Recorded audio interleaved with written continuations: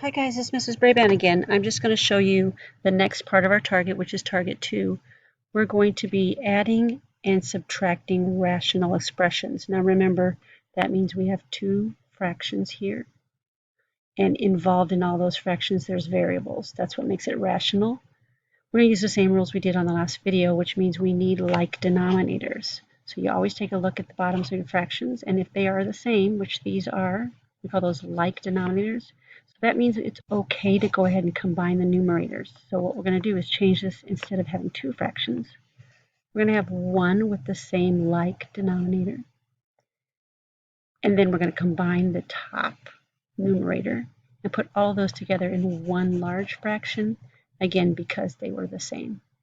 So if you look really close at the numerator, you can kind of rearrange it, put the b's next to each other, and then that constant term is going to hang out to the end, and then we want to add and subtract like terms like we always do. So what we're going to get is we're going to get 5b because of these two additions. Remember, there's a 1 there. Minus 3. We can't put those together. They're not like terms. And it looks like we're really done, but what we want to do with rational expressions is if we can reduce, we want to turn the top and the bottom into a multiplication problem where we factor if we can, and then we could reduce anything that looks alike. You look at the numerator, there's no GCF there, there's no way to factor that, so we're going to leave that alone.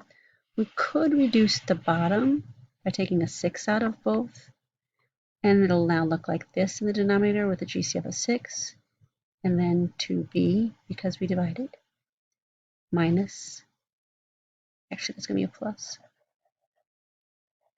plus right there, and then 18 divided by 6, the GCF dividing out is a 3. So if you look now, we do have the same actual fraction that we had up here. It's just written differently. It didn't really help to factor because nothing really reduced out or divided out. So at this point, it's our decision on whether we leave the answer here separate or we leave it here together. Both are correct. For graphing purposes, we like it factored, but both are correct. I'm going to go on and do the next target for you on the same page to the right. It should look like this. Now, the difference, though, if you look really, really, really closely at your worksheet, there was a minus sign that I had here that I went ahead and changed to adding the opposite. I'm just afraid that I'll lose those terms when I have to distribute, lose the minus sign, so I kind of shove it up to the top. So now what we want to do is notice the denominator is the same. That means you're allowed to put all the numerators together with one common denominator. So everything now is exactly as it was in the top, except here I distributed, boom, pull the sign down. Here I distributed, boom, pull the sign down. And now I'm ready to look at like terms with the x's and like terms with the y's and add those together. What I really love is look at what happens with those y's. They're opposite signs. That's going to make those turn into 0. So if you look at the top now, the numerator, we're going to keep going. X's with x's, just rearranged them. Y's with y's, rearranged them. And now, like I said, look, those y's drop out to 0. That x turns into a 1x minus 6, which is negative 5x. And the denominator now is still that 18xy. So what we want to make sure that we do, let me move this up just a little for you guys. What we want to make sure that we do now is make it as simple as possible. So I got negative 5x divided by 18xy.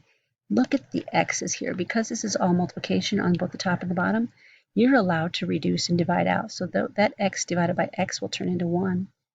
And now you're just simply left with negative 5 over 18y. So again, I kind of separated each piece of the puzzle here into a multiplication singly, numbers, x's, y's, and that allowed you to see how those x's reduced out.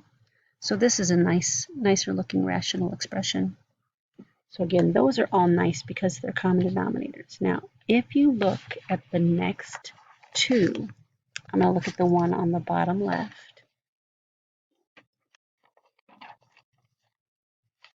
Do you notice those aren't so pretty because they're not alike? That means we have some work to do. So there's a couple ways to do this. I'm going to show you one way. I can notice that these reduce, so I'm going to reduce that out.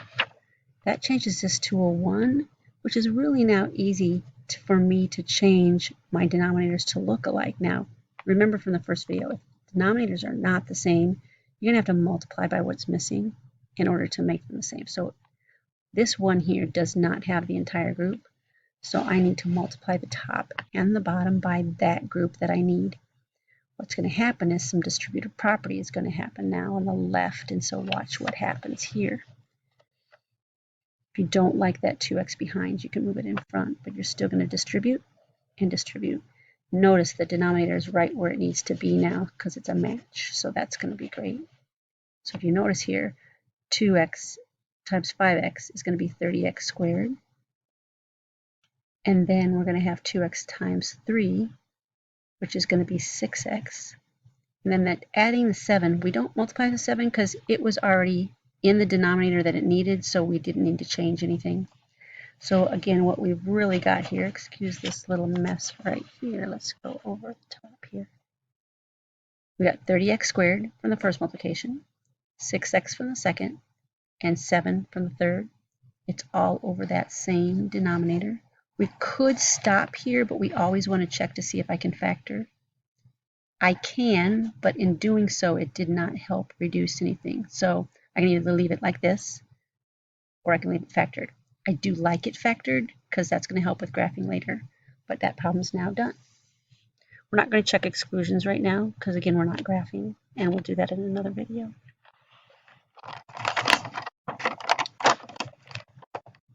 So the last thing I'm going to show you is the same problem done a little differently. So some people, again, same problem, bottom left. It's a 7, excuse my craziness in writing.